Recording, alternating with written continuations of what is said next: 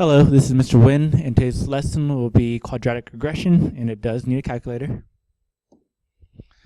So, when you're given at least 3 points of a parabola, and that's a requirement, and it must be on the parabola, so it can't be inside the parabola or outside of it, it has to be on that curved U. You can use your calculator to find the equation. The steps are the same as before, just one change.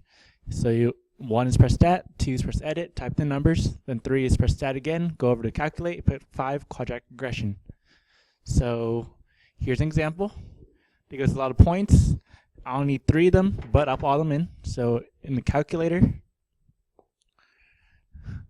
I'm going to press stat, edit, type the numbers in. So -3, -2, -1, 0, 1, 2, 3. On the y's are 18, 8, 2, 0, 2, 8, 18. Now notice, this is not linear.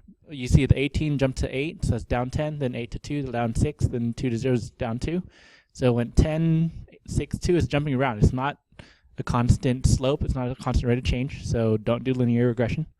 Anyways, stat, go right to calculate, go down to 5, quadratic regression, go down to calculate, enter. This is my equation. So y equals ax squared plus bx plus c is standard form. Make sure you plug in a, b, and c. So a is 2, b is 0, c is 0. So my final answer here is y equals 2x squared. And that's it. So you can just plug the data points in the calculator, do quadratic regression, find the equation.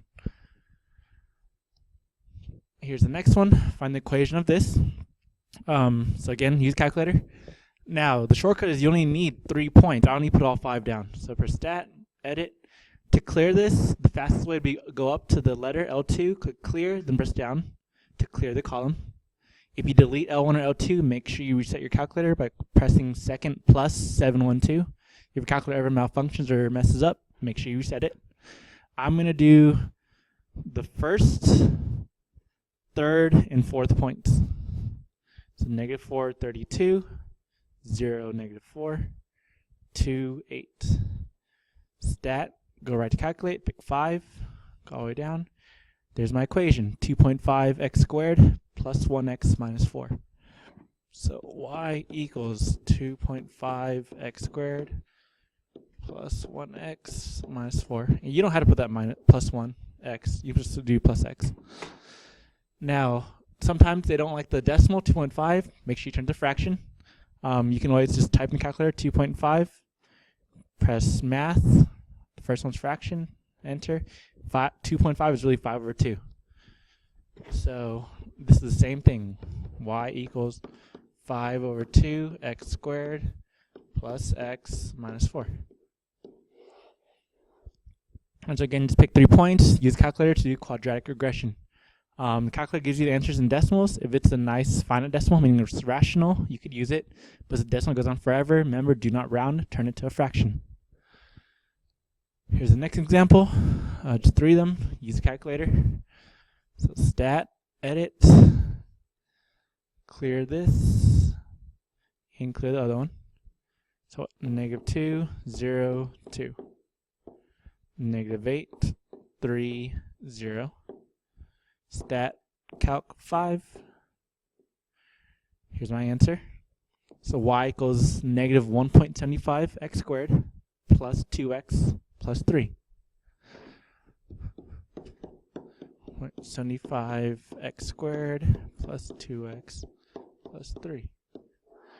Alright, so very simple. You don't have to do any calculations. If you turn that -1.75 to a fraction, remember, just type it in, -1.75. Oops, wrong order, -1.75. Math, enter, enter. That's really -7 over 4. -7 over 4 x squared plus 2x plus 3 is the same thing. Don't forget x's. Remember, a and b have x next to them. Sometimes you'll get a letter that's 0. If it's 0, then that disappears. Here's your practice problem. You need a calculator for this, but there's the answer if you do quadratic regression. Remember, there's the decimal answer and the fraction answer. If you do that, you should be fine for the quiz in class. Again, this is Mr. Wynn. Thanks for watching. See you in class. Bye.